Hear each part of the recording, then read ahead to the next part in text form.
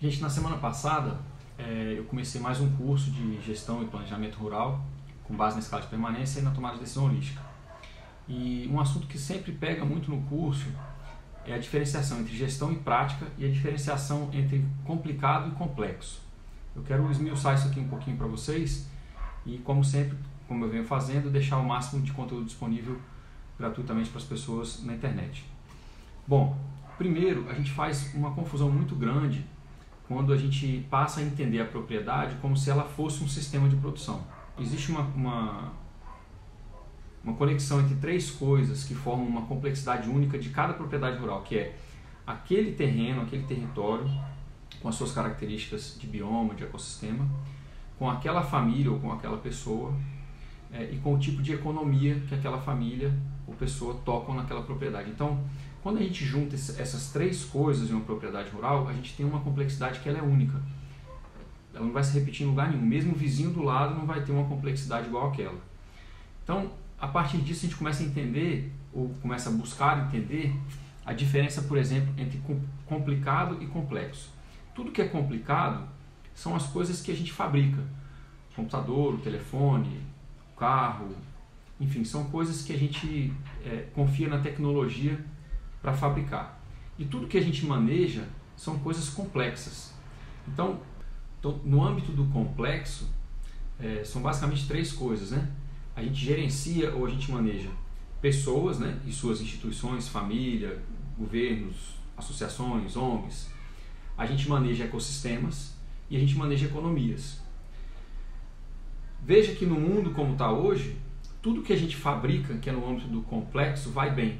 E tudo que a gente maneja, que é no âmbito do complicado, vai muito mal. Tão mal que a gente está no antropoceno, que é a sexta maior extinção em massa. E as características mais fortes do antropoceno são a extinção em massa em um ritmo acelerado, mas também o movimento de solo, que é feito pela agricultura industrial, pela mineração e pela construção civil.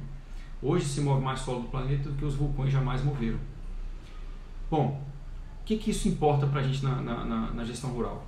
Quando a gente começa a trabalhar a construção de um contexto holístico para a tomada de decisão, a gente precisa criar um contexto holístico que amarre ao mesmo tempo e no mesmo patamar de importância o social, o ambiental e o econômico. Como eu expliquei, cada propriedade é uma complexidade única. Então é preciso que a gente determine dentro de cada dimensão, de cada uma dessas três dimensões, quais são as qualidades, ou seja, as qualidades de vida, ou seja, como a gente quer viver no social, no ambiental e no econômico. O que isso importa para a gente, né, em termos de complicado e complexo, gestão e prática, e quando a gente cai na construção de um contexto? A gente tem três problemas que eles são principais e recorrentes. O primeiro deles é que a gente tem um complexo de herói ou heroína, seja por questões de consciência ambiental, seja por questões culturais, de que a gente acha que o trabalho em excesso sempre enobrece. Então a gente tem essa tendência de trabalhar demais. E no campo, porque a gente sempre tem alguma coisa para fazer, a tendência é de que a gente não saiba dizer não para o trabalho que chega. Então a gente sempre acaba trabalhando demais, sem um cuidado com as horas, com o tempo livre, com a qualidade de vida. O segundo problema que a gente tem, ele tem muito a ver com essa questão do complicado e do complexo, que é o seguinte: a gente tem uma tendência de confirmar as coisas que a gente já acredita a priori. É em cima disso que as empresas, por exemplo, têm minerado dados nas mídias sociais e criado as bolhas ideológicas. As pessoas pegam pessoas que têm, por uma leitura de algoritmos, já uma certa tendência a determinado tipo de ideologia, por exemplo, e começam a enviar artigos e vídeos, muitas vezes falsos, que confirmem aquelas tendências. A tendência do viés cognitivo, ela é muito perigosa, porque a gente tende a buscar no mundo, mesmo com dados científicos, coisas que a gente já acredita a priori, ao invés de ser cético, porém com a mente aberta, e buscar testar coisas diferentes. Então, por exemplo, nessa questão do viés de tendência cognitiva, a gente tem as pessoas tentando o tempo inteiro consertar problemas que são do âmbito do complexo, ou seja, são problemas de gestão, com tecnologias. É isso que a agricultura de alta precisão vem tentando vender. Com certeza vai dar errado, como vem dando errado a Revolução Verde, que tem tentado fazer exatamente isso: domesticar a paisagem, impondo soluções tecnológicas para uma área que tecnológicas e reducionistas, para uma área que é de gestão ecológica, biológica e complexa. Então, o primeiro é a tendência de herói ou heroína.